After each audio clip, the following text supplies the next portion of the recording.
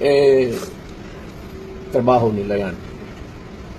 Dumaan ako pagka-presidente. Alam ko ang trabaho. Trabaho is trabaho. Trabaho nila, alam nila. So, basta really ito, wala nang pilitan na, ano yun, respetuhan lang. Anyway, kung hindi nila ako patayin, at life is, bigla lang sila na naman ang nasa kabila. So, what will happen? Alam naman nila ang possibility niyan. It's just a matter of months actually. Kung manalo si Inday pagka-presidente, saan ito? Ambi akong bag, baby. Nay, ambi akong bag. Ubus ito. Kaya kailangan si Tori, trabaho mo nila. Kailangan Makinig ka lang. pigilan nila. Hindi lang pigilan si Inday. Tatakbo ng presidente yan. Lalo na ngayon, nag-generate tuloy ng simpatiya. Putang inam. Mag-plus yan. Ilang man sila, ibang presidente na naman. Saan ito pupulutin itong mga to? Ang problema, nagtrabaho lang ito. It happened to be. Ayaw namin. Ako, naiintindihan ko. Kaya, sinabi ko, this madness has to end. Ano lang kasi isa, ang procedure kasi, when you are placed under arrest, you have to submit to the person in authority making the arrest. Then, when you are already arrested and maybe detained, then you have to start the machinery of justice role. Go to the Supreme Court. Ako,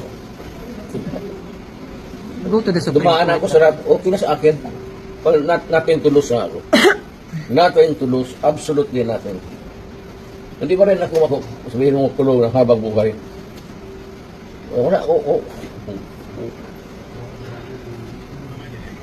Inciting to sedition. Hindi inciting to sedition. Inciting to sedition. Crime against humanity. Crime against humanity. ICC. Kalimutan niyo ulit. Sa Hague. We are not signatory sa ICC. That's what they're doing now. Hindi ako. Yan ako hindi papayag. I am a Filipino. You are all Filipino. Citizens.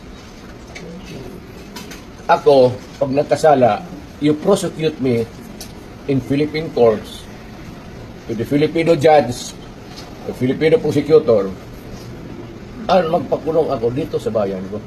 Kung sakali. They're preparing you to bring you to the Hague.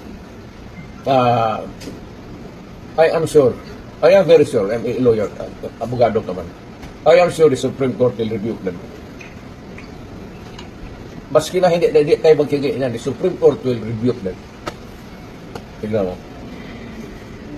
Hindi pa payag ang Supreme Court. Wala tayong extradition treaty. At saka nang-withdraw na tayo. Yes. Bakit mo ako dadalhin doon sa international body na hindi na tayo membro? That's a big question. Kaya mabubuk. Ipakausap ko lang sa Isipulong. Pakausap ko sa inyo. Saka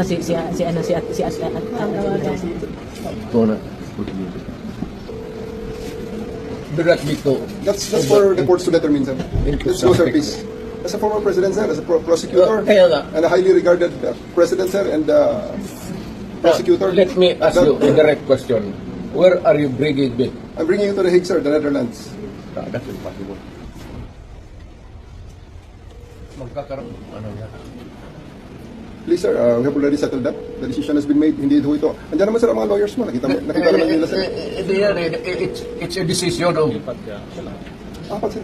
I have four slots. Sir, you can bring four members of your, including you, sir, four. We have four slots for you. No. You know, I'm sick. I'm sickly. May doktor tayo, sir. May dalawang doktor. 80 years old. Hindi lumalabas ng ano. Let him speak. I'm sickly. You have to determine first if I am fit for travel. Yes, sir. We're going to ask our doctor now, sir, to examine you. If you will allow us, sir. Oh, Ano, sir, ang doktor natin, sir? Colonel Rico. Asan ang mga gamit mo? Isang surgeon, sir. You cannot, alam mo, ang history ng tao, hindi nakakuha ng Tingin. ocular, Inspection. you have to go to my doctor, Hospital muna. Let him explain. tignan mo ang record, sabihin mo ang gobyerno, titignan mo na yung record. Hindi pwede yung gano'n. Gestapo yan. Alam mo kung gagawin sa'yo yan, hindi ka maligayahan yan.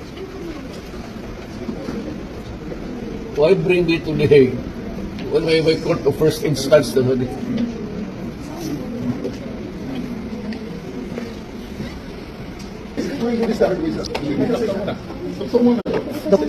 Doktor niya. Yung doktor niya, papuntahin nyo, tawagin nyo. Hindi, tawagan ko. Doktor niya ang kailangan niya. Diyos ko, anong klase yan? Vital signs lang? Ganyan, ocular ninyo? Madami siyang sakit, kailangan niya yung doktor niya. Mga medicines niya hindi pa ready. Saka mga gamot ko niya, aalis siya. Alam niyo ba yun? Maraming kang sakit. Hindi niya siya pwede kunin na ganyan na kailangan niya ng gamot, kailangan niya doktor, kailangan niya nurse niya.